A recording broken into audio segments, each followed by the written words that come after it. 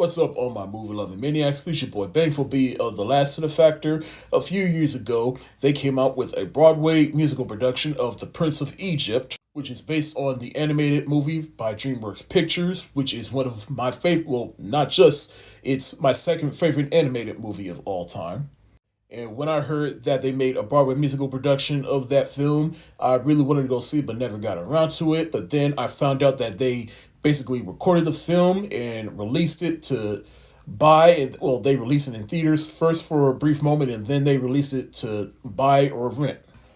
So I watched it, and here are my thoughts. I actually thought that this was a pretty solid production. I thought that they succeeded in many ways, and I thought they did some things that kind of brought the show down for me a little bit, and I'll get into that in a little bit. But overall, I thought all the actors did a fantastic job playing their movie counterparts, and there were a couple of new characters here and there, but I'll say the one character I didn't really gravitate towards that much was Ramesses. I really didn't like his interpretation of, well, it's not necessarily the actor's interpretation, but the play's interpretation of Ramesses, in which he didn't seem like he had a hardened heart. He had everybody make all the decisions for him, or he just didn't know how to think for himself. But overall, I thought this was a pretty solid adaptation of the movie. Deliver Us, I think, is one of my favorite openings in any animated musical. And I thought they translated that to the Broadway stage here perfectly. And the lady that played his mother, fantastic. And then when we flash forward years later and they're racing in the chariots, I like the song faster. In fact, I you can if you want to, but I encourage you not to listen to that song when you're driving on the road. I do like how they kind of condensed the priest from the animated movie to just one, in which who is Holtep. And he has more of a role in the play than he did in the movie, in which he's the one that eventually influences Ramesses. Pharoah said he has a song called One Weak Link, in which that basically plays into Ramesses' whole arc, in which y'all remember in the original movie when he said one destroyed temple doesn't destroy centuries of tradition, but then Pharoah said he says one weak link can break the chain of a mighty dynasty. So simple but so effective because it plays into Ramesses' story arc, and they basically emphasize that here.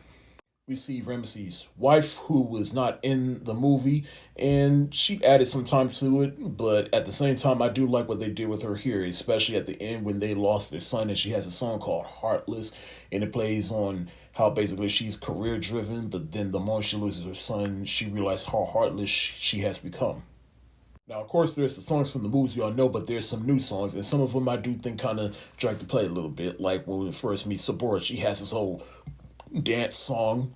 Moses has a song where he's all happy that he's basically the second born and he doesn't have to bear the responsibility of being Pharaoh, but at the same time, he already had one song where he's happy with what he has, and that's all I ever wanted. And that song came in when the play came right after he meets his long lost brother and sister, Miriam and Aaron. And I like how those two actors played those two characters. And then, of course, she starts singing the song, and he hears the song that he's been subconsciously hearing and humming throughout his life.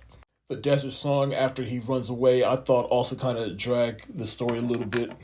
Now, nothing's ever going to make me forget about the animated version of Through Heaven's Eyes, but I thought this version was pretty solid. But the one sequence that I was looking forward to seeing how they, well, one out of two, but the one sequence I was looking forward to seeing how they do that is the burning bush. I like how they did that, in which all the ensemble cast, they start dancing and climbing up on each other and start moving like the burning bush, and I like the lyrics that were sung during that moment.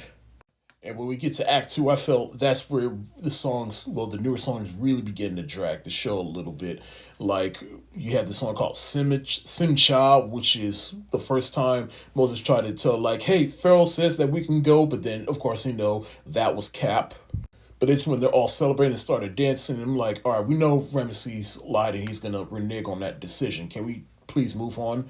Now, granted, I will never be against people seeing their cultures represented in any kind of way, but The turning the water into blood sequence, I thought that was pretty creative. And then, of course, the plagues, they kind of streamroll right through that and kind of move the show along. And I even like how there's a moment where Moses' adoptive mother is still alive and she basically tries to be compassionate, but then that turns into resentment for everything that is happening in Egypt at that very moment. And then the sequence when you believe after Ramesses finally decides to let the Hebrews go, and I like how he feels guilty about everything and he's questioning whether or not he did the right thing or not. But then Miriam and Zipporah, they come to confront him and basically assuring him that everything's okay now. And then he rises up, and just that whole sequence when you believe. And when the kid comes up and starts singing, like this whole performance right here almost brought me to tears. And at that moment, I was like Sam Jackson doing the Super Bowl. I'm like, you're doing okay. You're almost there. And then next thing you know, we're at the point where they're at the sea. He puts the staff in the water splits, and they all start walking through the audience. I'm like, okay, again, you're doing good, you're almost there.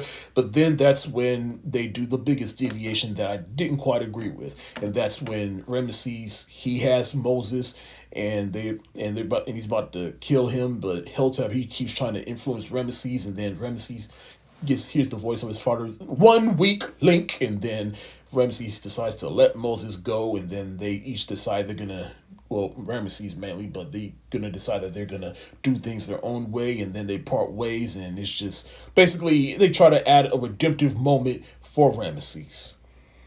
I mean, the point of Ramesses, particularly in The Prince of Egypt, is that he is blinded by pride. But in any case, the play ends, and I still have fun watching this play. In fact, I wouldn't mind seeing this play live if it ever came anywhere near the DMV area. If you're a fan of the original Prince of Egypt movie, I highly recommend you watch this play. It is available to watch or rent. It's on iTunes, well, Apple TV, I should say. I am going to give the Broadway musical production of The Prince of Egypt the hard eyes. Well, not a full hard eyes emoji, because like I said, that ending kind of ruined it for me.